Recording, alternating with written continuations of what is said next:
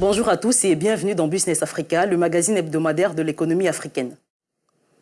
À suivre cette semaine, sous exploitation du marché du café, le Nigeria la traîne avec des centaines de milliers de tonnes de cacao abandonnées dans l'état du plateau, qui jouit pourtant d'un climat favorable. Le Sénégal veut dynamiser davantage son économie grâce à la mise en place d'un système qui facilite la création d'entreprises et qui pourrait produire à terme près de 100 000 emplois.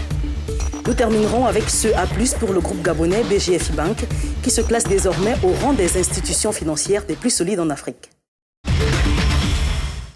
Insécurité, mauvais rendement, précarité et manque d'encadrement sont autant de maux dont est victime l'État du plateau au Nigeria.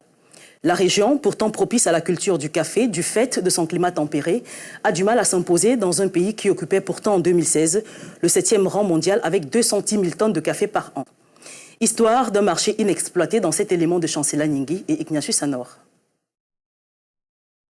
Comme une forêt vierge, le marché du café dans l'état du plateau au centre du Nigeria est encore inexploité.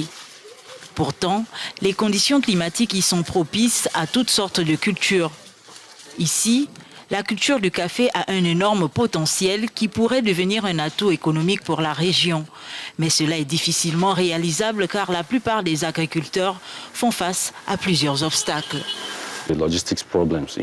Les problèmes logistiques liés au transport de ces produits à l'extérieur de l'État sont également les défis que nous voulons que le gouvernement s'allie à l'association pour donner un coup de main.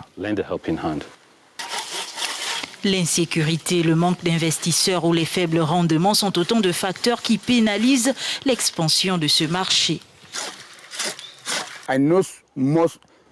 Sur la cinquantaine de personnes, j'en connais qui étaient membres de l'association de café, mais elles sont retournées à d'autres cultures.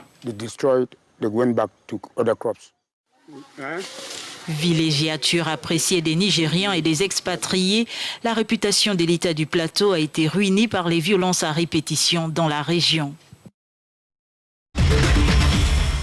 Et la bonne nouvelle pour BGFI Bank, le groupe gabonais obtient la suite d'un audit, un A+ à long terme et un A1- sur le court terme.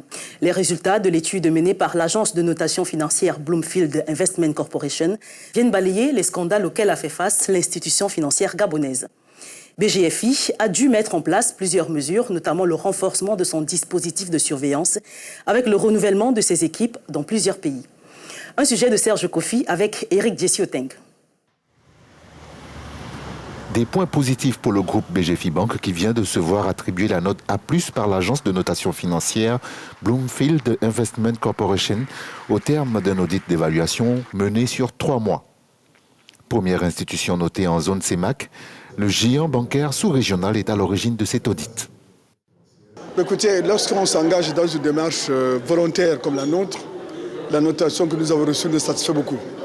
Nous satisfait beaucoup parce que ça permet de garantir la gouvernance qui est la nôtre et ça permet de montrer la transparence que nous avons tant souhaité dans le cadre de notre projet d'entreprise Excellent 2020. Dans son analyse, Bloomfield, la première agence de notation en Afrique francophone, classe le groupe parmi les plus solides sur le continent.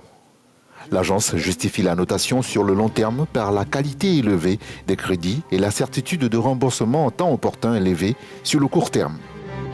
Le groupe a obtenu la note A+ à long terme et A1- à court terme. Donc ces deux notes qui sont des notes d'investissement qui représentent une qualité de crédit élevée, donc avec probabilité de défaut faible. BGFI Group est un groupe que nous avons évalué sur un certain nombre de critères. Sur la gouvernance, sur la capacité à générer du cash flow, sur sa résilience vis-à-vis des chocs extérieurs, sur son management team, la qualité de sa vision, de sa stratégie de développement, sa capacité de consolider ce développement qui a été fait depuis quelques années et sa flexibilité financière. Déjà présent dans 11 pays en Afrique et en Europe, le groupe dirigé par le Gabonais Henri-Claude Oyima ambitionne de conquérir le marché continental et de mettre derrière lui la série de scandales qui a terni son image ces dernières années. Tout de suite, après la pause, nous verrons comment le Sénégal crée des emplois grâce à la méthode d'entrepreneuriat rapide mise en place par le président Macky Sall. A tout de suite.